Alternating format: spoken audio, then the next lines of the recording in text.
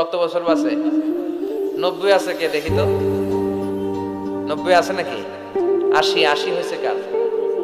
আছে? আসে নাই, অসুস্থ। 70 আছে কেউ? 70 ডানে ভাই? হ্যাঁ, 70 পাওয়া যাবে আশা করি। একজন পাওয়া গেছে। আল্লাহ ওনারে আরো 70 বছর দিও। তো আমার উম্মতি মা বাইনা 60 ইলা 70। বিষ্ণু বললেন 60 থেকে 70 এর মধ্যে আমার উম্মতরা মরে শেষ। কি হবে আমার উম্মতের? আগের উম্মতরা তো অনেক হায়াত পেয়েছে। আল্লাহ বললেন নবী কাঁদবেন না, লাইলাতুল কদর খায়রুম মিন আলফি শাহর। ওদেরকে হায়াত দিছি আর আপনার উম্মতরে লাইলাতুল কদর দিয়েছি। ও নবী কাঁদবেন না, চিন্তিত হবেন না, বিষণ্ণ হবেন না, ফ্রাস্ট্রেশনে ভুগবেন না। তাদেরকে হায়াত দিয়েছি বেশি, কদর দেই নাই। আপনার উম্মতকে হায়াত দিয়েছি কম, এটা ঠিক, কিন্তু কদর দিয়েছি যেই কদরের রাত 1000 মাসের চেয়েও সেরা। খায়রুম মিন আলফি শাহর।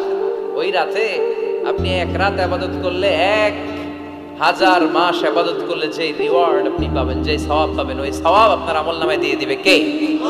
তবে খবরদার, ওইটা শুধু 27 26 তারিখ দিবাগত রাতে করলেই হবে না। বিষ্ণু বলেছেন ফালতামিসু ফিল আশরিল আওয়াখির মিনাল ভিতর।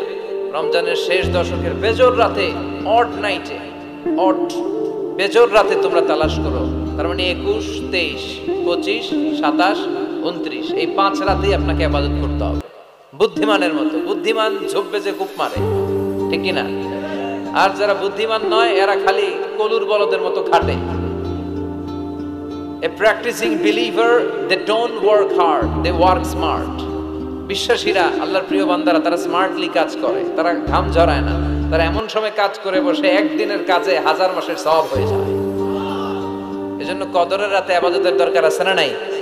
বিশ্বনবী কদর যখন আসতো, এই কদরের রাতে ঘুমাতেন না। ইদা জাআল আশরাল আখার আহিয়াল লাইলা আইকাদা আহলা ওয়া জাদ্দা ওয়া শাদ্দাল মিজহার। বিশ্বনবী কদরের রাতগুলোতে রাতে বেশি ঘুমাতেন না, জেগে থাকতেন, ইবাদত করতেন। ফাতেমা রাদিয়াল্লাহু তাআলা আনহাকে জাগিয়ে দিতেন, স্ত্রীদেরকে জাগাতেন, সন্তানদেরকে জাগাতেন আর বলতেন দাঁড়িয়ে যাও, আল্লাহর সামনে দাঁড়িয়ে দাঁড়িয়ে সিজদায় পড়ে থাকো। জাদ্দা ওয়া শাদ্দাল মিজহার মানে কোমরে গামছা বেঁধে নামতেন। মেটাফরিক, রূপক অর্থ। এখন রূপক বোঝে না মানুষ, মেটাফরিক বোঝে না। আক্ষরিক অর্থে ব্যাখ্যা করতে চায়, এগুলো কপাল পড়া, ঠিক কি না? বিশ্বনবী অনেক মেটাফোর ইউজ করেছেন, অনেক রূপক ব্যবহার ইউজ করেছেন। আমি যদি আপনারে বলি তুমি একটা বাঘের বাচ্চা, আপনি যদি বলেন হুজুর আমারে জানোয়ার বলে গালি দিলেন কেন?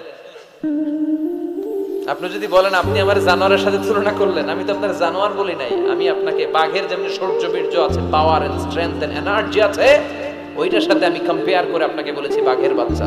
তার মানে আপনি জানোয়ার না, আপনি শক্তিশালী। চিল্লা এখন ঠিক কিনা? কপাল পোড়া এগুলো বুঝতে চায় না। আল্লাহ তুমি হেদায়েত দাও। তার মানে কদরের রাতে বেশি বেশি ইবাদতের দরকার আছে না নাই? আমরা পেলাম 365 দিনের মধ্যে শ্রেষ্ঠ দিন। কথা বুঝে নাই বোধহয়? 365 রাতের মধ্যে শ্রেষ্ঠ রাত, 12 মাসের মধ্যে শ্রেষ্ঠ মাস, শাহরু রমাদান আল্লাযী উনজিলা ফীহি। তার মানে 365 দিনের মধ্যে আরাফার দিন সেরা, 365 রাতের মধ্যে কদরের রাত সেরা, 12 মাসের মধ্যে রমজান মাস সেরা। তাই বিশ্বনবী বললেন সপ্তাহের 7টা দিনের মধ্যে জুমার দিনটা হলো সেরা। কামা ফাদ্দালা জামানান আলা জামান। আল্লাহর সুন্নাত হচ্ছে আল্লাহ সময়ের উপর সময়কে প্রাধান্য দেন, দিনের উপর দিনকে প্রাধান্য দেন। সুবহানাল্লাহ পড়েন। তাহলে যেই সূরাটা নিয়ে আমরা বসেছি, সূরাটার নাম সূরাতুল জুমআ। বিশ্বনবী বলেন এটা শ্রেষ্ঠ দিন, সাইয়্যিদুল আইয়াম ফিল উসবু'। সপ্তাহের যে 7টা দিন আছে, এই 7টা দিনের মধ্যে শ্রেষ্ঠ দিন। সুবহানাল্লাহ পড়েন। এর কারণ কি? এতগুলো দিন থাকতে জুমার দিনের এত ফজিলত কেন? কারণ এই দিনে আল্লাহ তাআলা ফীহি খালাকাল্লাহু সাইয়্যিদানা আদম আলাইহিস সালাম। এই দিনে আল্লাহ তাআলা আদম আলাইহিস সালামকে তৈরি করেছেন। ফীহি আহবাতাল্লাহু তাআলা আদম মিনাল জান্নাহ ইলাল আরদ। এই দিনে আল্লাহ তাআলা সাইয়্যিদানা আদমকে জান্নাত থেকে দুনিয়ায় পাঠিয়েছেন। ফীহি তাকাব্বালাল্লাহু তাওবাতা আদম। এই জুমার দিনে আল্লাহ সাইয়্যিদানা আদম আলাইহিস সালামের তওবা কবুল করেছেন। ফীহি কুবিদা রূহু আদম। এই জুমার দিনে আল্লাহ তাআলা সাইয়্যিদানা আদম আলাইহিস সালামের রূহ কবজ করবেন। ওয়ালা তাকুমু সাআতু ইল্লা ফি ইয়াউমিল জুমআ। আর জুমার দিন ছাড়া কিয়ামত অনুষ্ঠিত হবে। তাহলে জুমার দিনের আলাদা স্পেশালিটি আছে না নাই? আবার বিশ্বনবী জুমার দিনকে লক্ষ্য করে বললেন, আল জুমআতু ইলাল জুমআ কাফফারাতুন লিমা বাইনাহুমা। এক জুমা থেকে আরেক জুমার মাঝখানে যে 7টা দিন আছে, জুমার কারণে 7 দিনে যে গুনাহগুলো হয়, গুনাহগুলো জড়িয়ে দেয় কে? রজব শাবানে বরকতে দাও, রমজান মাসে গুনাহ ঝরাও।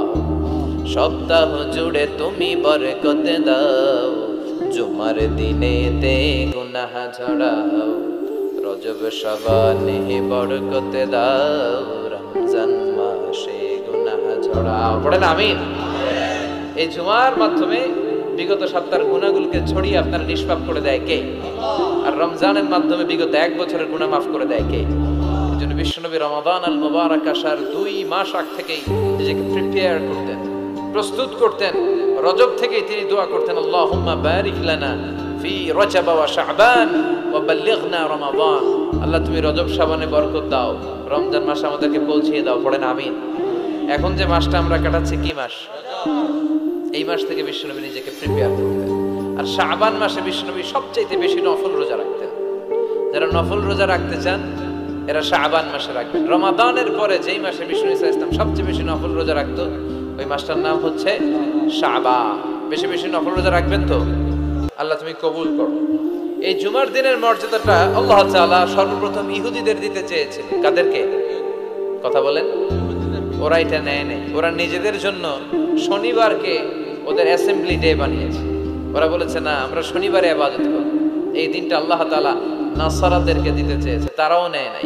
তারা রবিবারকে তাদের ইবাদতের দিন হিসেবে চুজ করেছে। অবশেষে আল্লাহ তাআলা আমাদেরকে এই দিনটা দিতে চাইলেন, আমরা কোনো কথা ছাড়াই গ্রহণ করলাম আর ধন্য হয়ে গেলাম। ফাগাদান লিল ইয়াহুদ ওয়া বা'দা গাদিন লিন নাসারা।